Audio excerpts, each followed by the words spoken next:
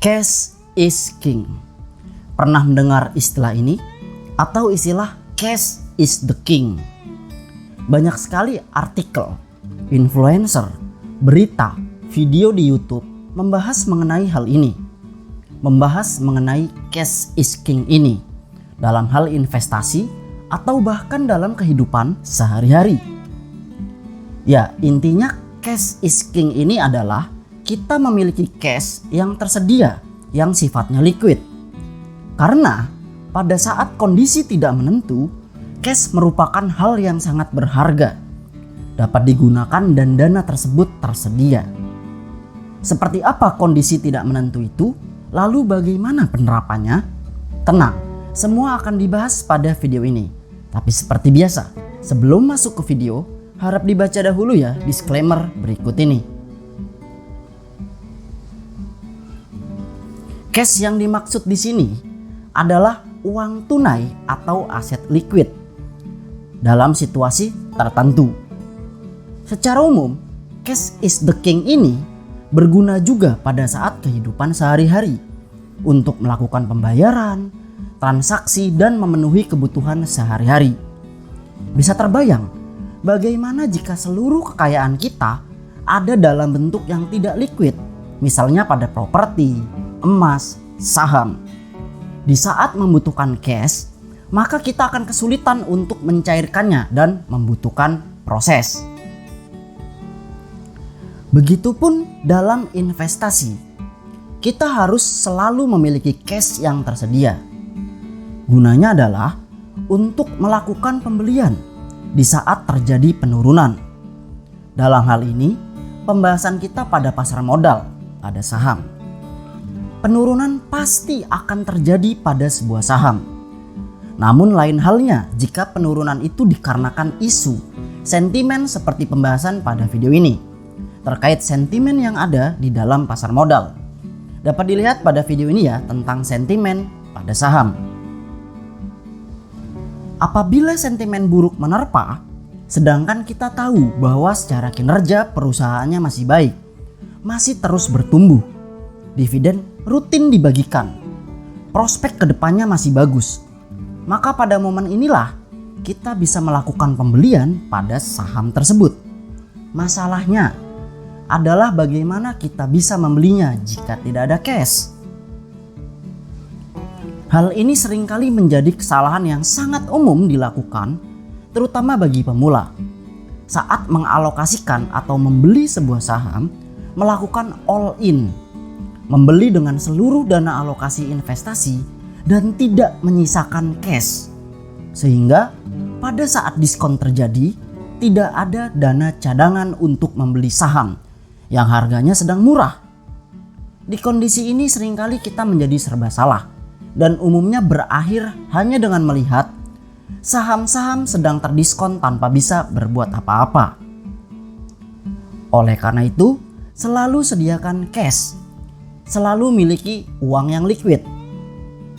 Dalam hal ini, rasionya kembali pada pertimbangan masing-masing saja.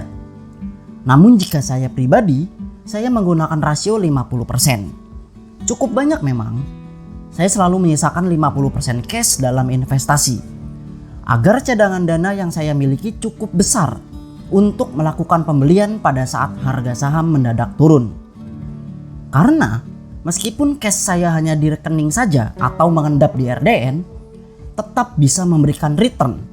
Sehingga cash liquid saya tetap memberikan imbal hasil, tidak diam saja sia-sia. Nah, bagaimana caranya dapat dilihat pada video berikut ini. Melakukan kombinasi investasi sudah dijabarkan lengkap detail langkah-langkahnya pada video tersebut. Karena penurunan atau krisis itu pasti akan terjadi. Hanya menunggu waktu saja kapan itu akan terjadi. Sehingga market crash, penurunan harga pada saham, hal itu akan selalu terjadi. Oke, kita lihat yang terjadi pada masa-masa sebelumnya ya. Tapi saya tegaskan, saya tidak membahas alasan, latar belakang, mengapa krisis tersebut bisa terjadi ya.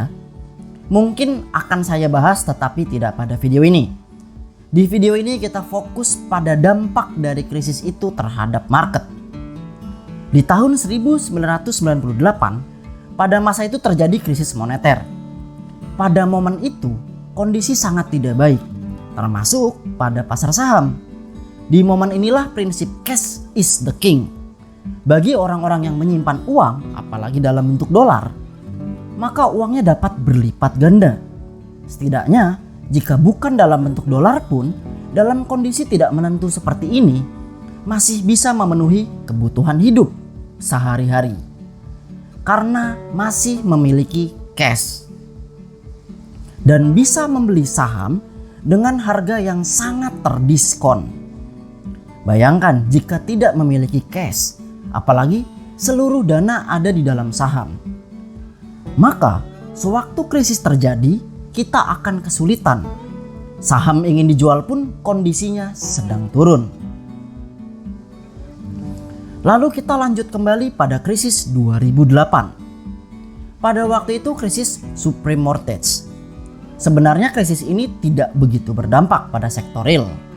Namun, secara ekonomi dampaknya cukup besar. Dan pasar modal kita mengalami penurunan yang cukup dalam. Pada momen tersebut, apabila kita memiliki cadangan cash, maka kita bisa memperoleh saham-saham dengan harga yang sedang terdiskon. Selanjutnya, krisis yang belum lama ini terjadi, yaitu COVID pada tahun 2020. Untuk hal ini mungkin banyak dari kita yang merasakan sendiri dampaknya. Ekonomi sulit, sektor real terpukul dalam, dan tentunya pasar saham mengalami penurunan yang cukup dalam. Saham-saham mengalami penurunan yang sangat dalam. Dan karena itulah terbentuk ARB asimetris, yaitu menjadi batas maksimal ARB yaitu 7%. Pada masa ini banyak saham diskon. Dan sekali lagi, momentum seperti ini akan terbuang sia-sia jika kita tidak memiliki cash. Krisis 1998, 2008, dan juga 2020 seharusnya sangat cukup memberi kita gambaran bagaimana market di saat terjadi krisis. Meskipun memang terdapat perbedaan antara masing-masing krisis, namun pasar saham mengalami penurunan yang cukup dalam sewaktu krisis terjadi. Di saat itulah cash is the king berlaku. Pada momen itulah kita yang memiliki cadangan cash bisa melipat gandakan kekayaan kita. Di sisi lain, dengan memiliki cadangan cash, kita juga menjadi lebih tenang di saat krisis menerpa. Karena kita tidak perlu menjual aset kita yang sedang turun harganya. Kita tetap bisa memenuhi kebutuhan sehari-hari di saat banyak orang yang panic selling. Banyak orang yang menjual asetnya, sedangkan kita memiliki cadangan cash. Hal ini juga menghindari kita dari panic selling dan menjual aset yang kita miliki pada saat harganya turun terdampak dari krisis. Dari mana kita mempelajari itu semua? Dari masa lalu. Seperti pembahasan di video sebelumnya tentang data historical. Untuk lebih detailnya dapat dilihat pada video berikut tentang data historical. Dalam hal ini, bukannya saya berharap krisis akan terjadi. Namun cash is the king ini merupakan salah satu langkah kita mempersiapkan diri apabila krisis terjadi. Kita bisa mendapat keuntungan dari penurunan market yang terjadi. Lalu gimana kalau nilainya turun? Pasti ada aja nih yang mikir begitu, atau penonton-penonton yang hanya modal baca judul saja. Gini teman-teman, konteks pada video ini adalah menyediakan cadangan dana. Ya, sejak awal juga saya tidak mengatakan cadangan dananya harus rupiah, ya kan? Sehingga jika ada yang mau cadangannya dalam bentuk dolar ataupun USDT dalam exchange, silahkan saja. Atau kalian ingin diversifikasi, sebagian dalam bentuk rupiah, sebagian dalam bentuk dolar, iya silahkan juga. Kembali pada pilihan, keputusan pertimbangan masing-masing. Konteks pada video ini adalah cash is the king. Cash itu tidak harus selalu rupiah. Selama liquid dan bisa cepat ditransaksikan, ya silakan pilih kursnya sesuai dengan pertimbangan kalian masing-masing. Lagi pula, seandainya krisis yang terjadi seperti 1998, mata uang rupiah jatuh harganya dibandingkan dolar, dan cadangan dana yang kita siapkan dalam bentuk rupiah, setidaknya masih lebih baik kan daripada tidak ada cadangan cash sama sekali, ya kan? Masih lebih baik punya cadangan dana daripada tidak sama sekali. Prinsip itu saja yang diterapkan. Cukup. Lagi pula mana bisa sih sewaktu krisis beli beras pakai dolar, beli sayur mayur di pasar pakai dolar. Sehingga ya harap tidak usah mikir kejauhan ya. Konteks utamanya adalah menyediakan cadangan dana. Fokus pada konteks utama video saja, oke? Sehingga kesimpulannya adalah selalu siapkan cash. Karena pada saatnya datang, cash is the king akan berlaku. Dan kita memiliki cadangan cash dapat lebih tenang menghadapi krisis. Dapat melipat gandakan kekayaan kita pada saat krisis terjadi. Tidak ada jaminan memang jika akan terjadi krisis.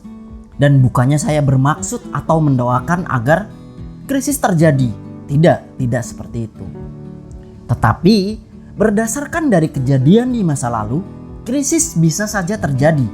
Setidaknya setiap dekade ada krisis yang menerpa. Disinilah fungsinya kita memiliki cadangan cash agar siap menghadapi krisis yang akan terjadi. Jika krisis ternyata tidak terjadi, ya bagus. Kita tidak menghadapi masa-masa yang sulit. Namun jika terjadi, kita sudah memiliki persiapan. Sehingga kurang lebih seperti itu pembahasan di video kali ini. Semoga bisa menambah wawasan teman-teman dan ingat bahwa selalu sediakan cash. Karena kita tidak ada yang tahu kapan krisis terjadi, market crash, sentimen buruk akan terjadi dan menimpa pada pasar modal. Bagi kalian yang ingin tahu bagaimana melakukan manajemen pada investasi, dapat dilihat pada video ini. Dan apa itu market crash, bagaimana kita menghadapinya, dapat dilihat pada video ini. Serta subscribe di sini untuk video-video lain. Agar apa? Agar kita paham saham.